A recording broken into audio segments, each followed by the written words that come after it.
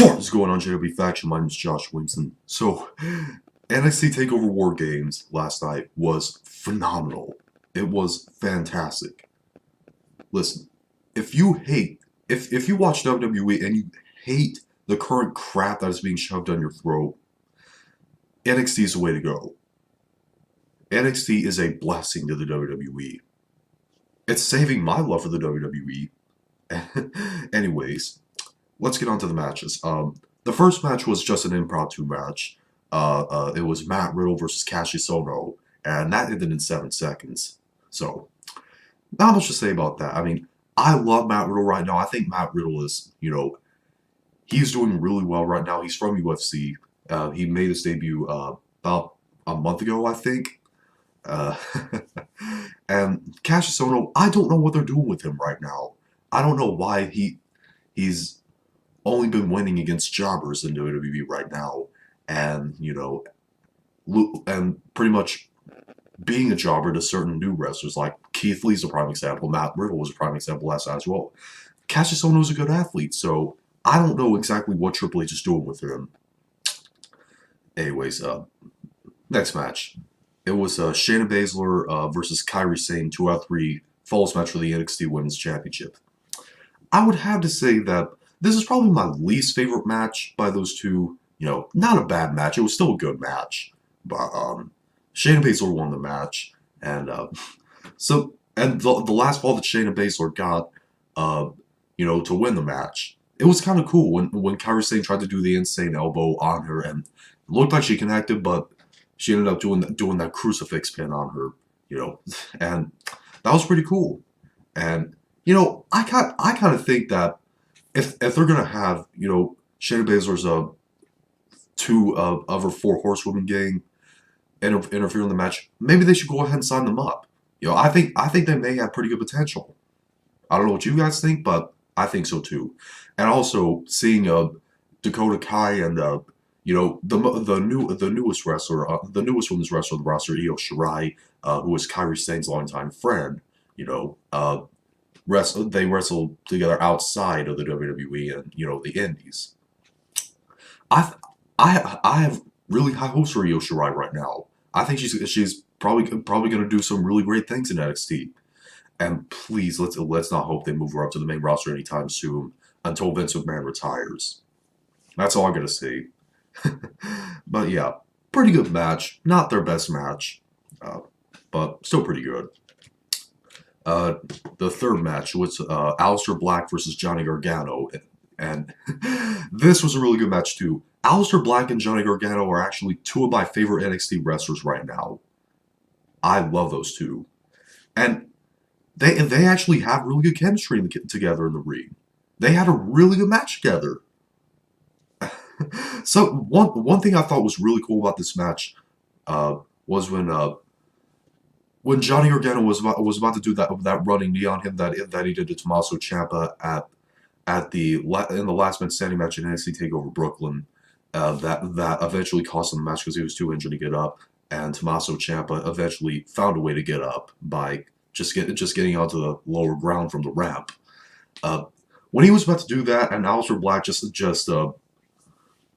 sat crisscross right there and said, "Go ahead, give me your best shot." That was a cool point in the match. And by the way, Aleister Black won this match, and it was by doing the Black Mass, but he ended up doing it twice. He did it once to Johnny Gargano, and Gargano actually just leaned on his chest like that to keep himself up. But eventually, Aleister hit him with another Black Mass. 1, 2, 3. That was a really good match. Lasted about 18 minutes. So, really good. Alright, 4th match. Tommaso Ciampa versus Velveteen Dream for the NXT Championship. The matches eventually got better as the show went on, in my opinion. This was a really good match. Listen, at first, I thought the Velveteen Dream, before I got into NXT, I thought, what is this retardation that NXT is bringing out? But I was wrong. I at first thought that the Velveteen Dream's little gimmick that he has right now, I thought it was stupid. But this guy has so much potential. I think John Cena was right. I think that he could become a future world champion if he was moved up to the main roster, not misused by Vince McMahon. Because if you don't think that he could be a world champion after seeing that match, you need to get your head checked. Because he was actually had some really great moments in the match. He actually did some really awesome things, and Tommaso Ciampa did some awesome things as well. Well, we already know Tommaso Ciampa, not a heel like him in WWE right now. I mean, he is just we haven't had a heel like this in forever. Like, he is an amazing heel.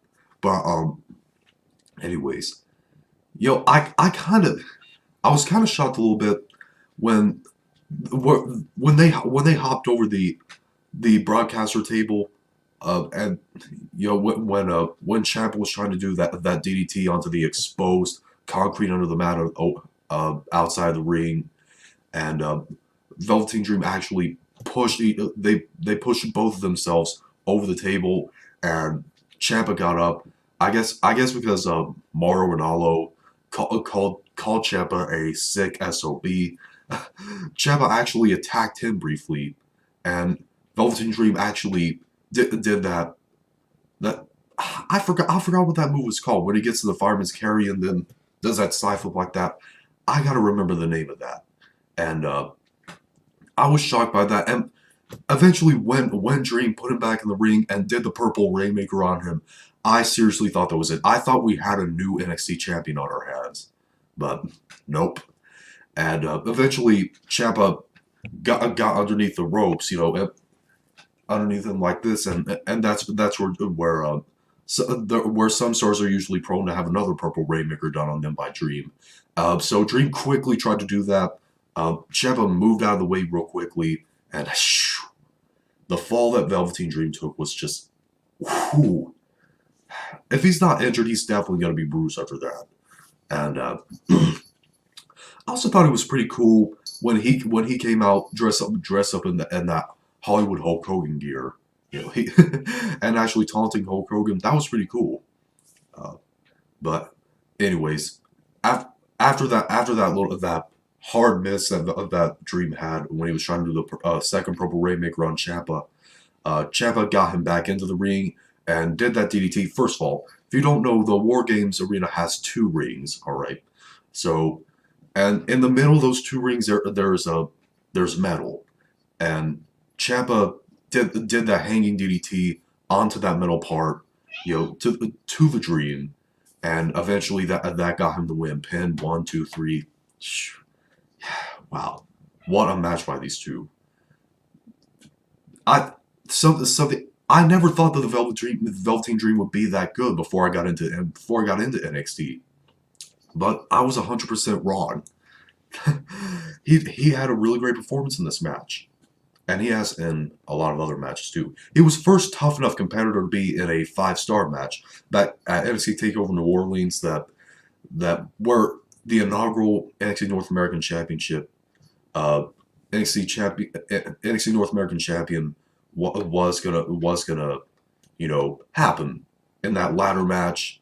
That was a 5-star rated match, and that was a match that Adam Cole won to become the first NXT North American Champion. So, wow, I didn't have that much. I never had that high of expectations out of Velveteen Dream at first, but I was wrong about him the whole time. This guy could be a future world champion on the main roster sometime soon. I mean, hopefully he doesn't get up there sometime soon while Vince McMahon is still in charge. But yeah, you basically get what I mean. Last match of the night, the War Games match. Pete Dunne, Ricochet, and the War Raiders versus the Undisputed Era. Adam Cole, Kyle O'Reilly, Bobby Fish, and Roderick Strong. Wow. This was an amazing match. Match of the night. Hands down. This match was awesome. It doesn't surprise me at all that this is considered the most dangerous match in pro wrestling history. Because the risk that these guys took and the war that they've been through. Gosh. Man, all 8 of these guys are just gladiators in NXT, in pro wrestling in general. These guys are awesome. Like, and I was actually surprised that when Bobby Fish finally came out, he was the last one for Undisputed Era to come out to the cage that the two rings were surrounded by. Uh, he ended up taking the lock that what locked him in the cage, and he locked Pete Dunne in the cage that he was in. Uh, and for a while after the countdown went down for Pete Dunne to come out, he was already locked in the cage by Bobby Fish. So the referees ended up getting bolt cutters to get him out.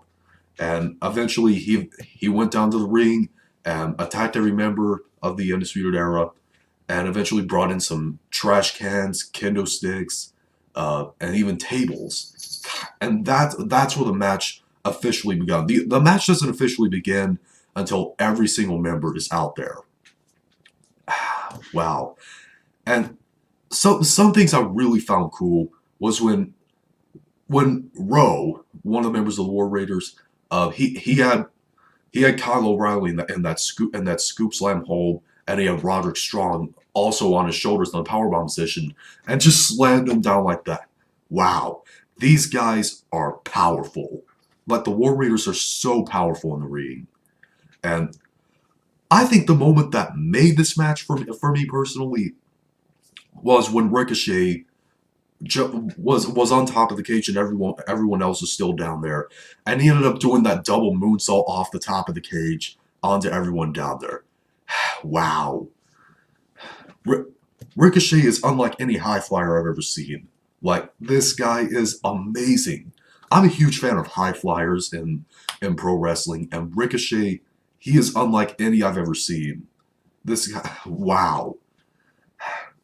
And eventually, the ending part of the match, it took place. It was between Adam Cole and Pete Dunne. All right, everyone else is still lying down and hurt, and eventually, Pete Dunne, twisted Adam Cole's ankle like that, and did that finger snap that he always does. But that's pretty much the number one reason why I love Pete Dunne. He ranks number 3 of my top 10 favorite NXT wrestlers right now. And he eventually did that bitter end finisher on him, and Ricochet did. I think it was a frog splash that he did on Adam Cole, and then they both pinned Adam Cole 1, 2, 3. The match was over.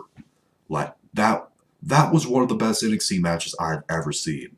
Like, Undisputed Era, they have a really bright future ahead of them if Vince McMahon doesn't misuse them if they get called up to the main roster. And because Adam Cole has such a high in-ring IQ, and Kyle O'Reilly's very aggressive, Roderick Strong, my favorite member of the NXT of the Undisputed Era, me personally, because I just love all the backbreaker variations that he does, and Bobby Fish, also very aggressive. All 4 of the members of the Undisputed Era are awesome. Ricochet, Pete Dunne, two of some of my other favorites on the roster. Like, I love both of those two.